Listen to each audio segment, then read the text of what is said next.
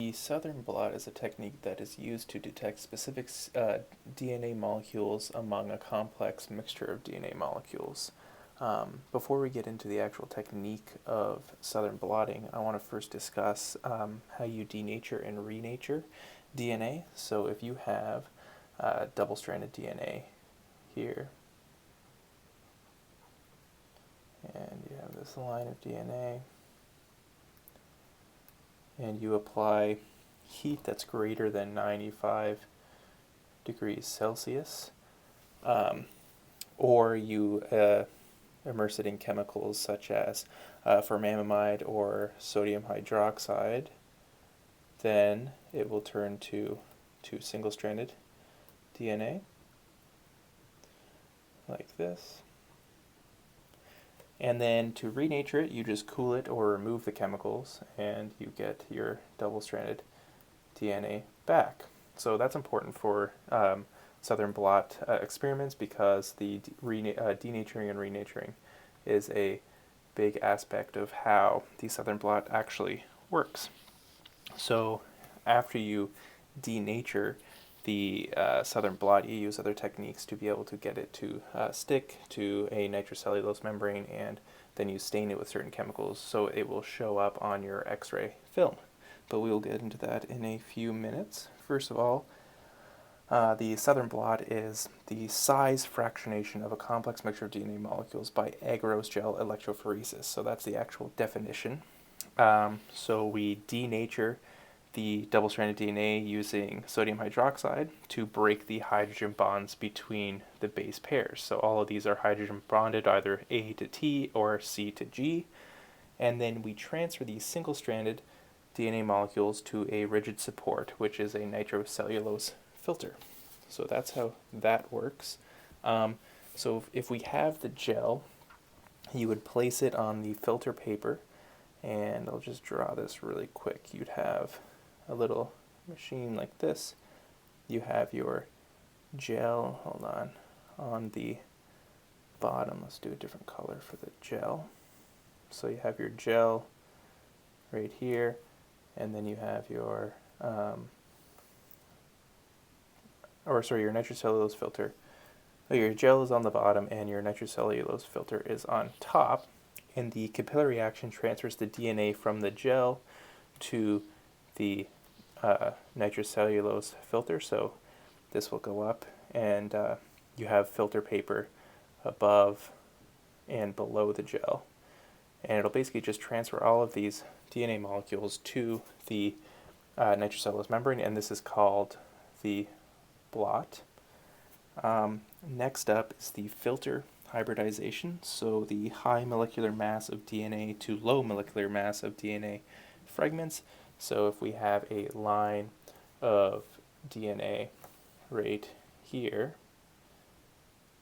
you would have molecules like this, a larger molecule right here, and a little bit smaller here, and then the smallest down here. And the nitrocellulose fiber is this white band that I've drawn here, and then you will add radioactively labeled hybridization probes to this nitrocellulose filter. And so these little probes will come in, and this is what actually labels the DNA that you're looking for.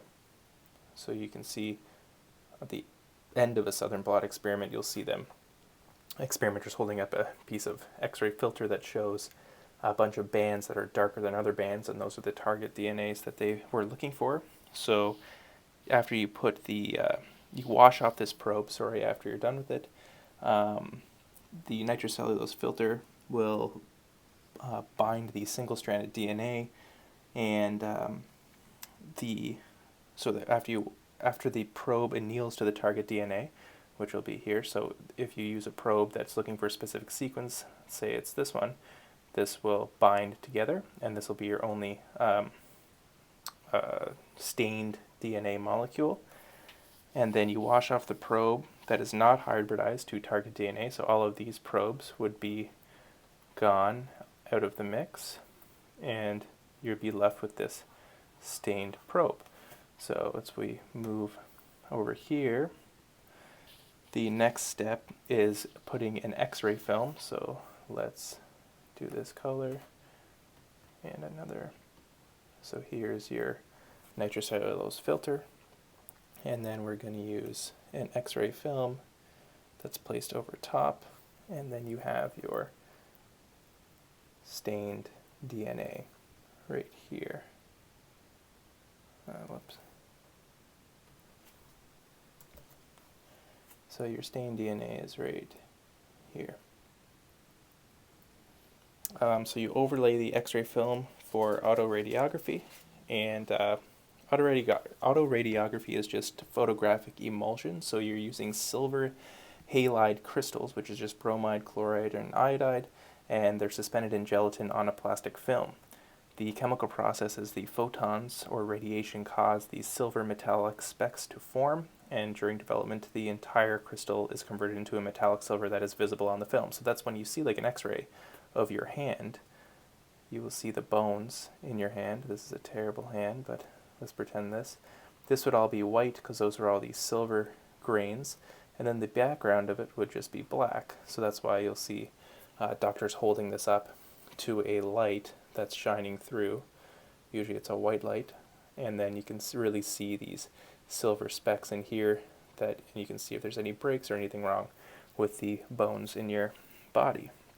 So the autoradiography in this case allows the radioactive emissions to activate silver grains in the film, and that develops the X-ray film. So then after this process, you're going to have a big square that might look like this, where you have your DNA molecules like this on your different lines depending on what your gel electrophoresis look like, and you'll be able to measure where these are against some sort of control group that you know for sure what DNA molecules or sequences, sizes correspond with it, and you'll be able to measure them based on their kilobase pairs.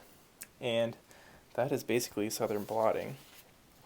This video, I just wanted to do a quick recap of everything that we've talked about so far. So you're going to start off with your DNA molecule that is cleaved with restriction enzymes.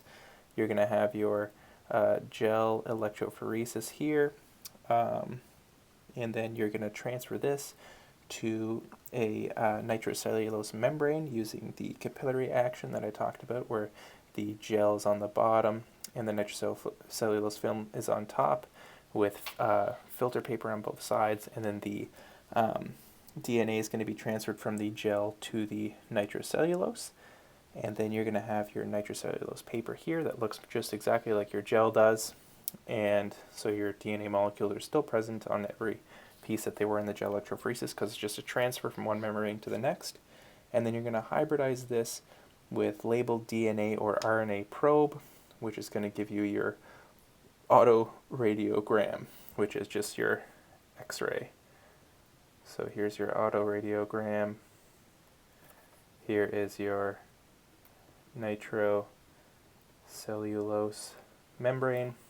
This is your transfer of DNA from gel. So let's just put transfer gel to nitro, and there's your gel electrophoresis and your DNA. So that's just a pretty basic summary of the process that's going on in southern blotting. So I'll number these for you as well. 1, 2, 3, 4, and 5.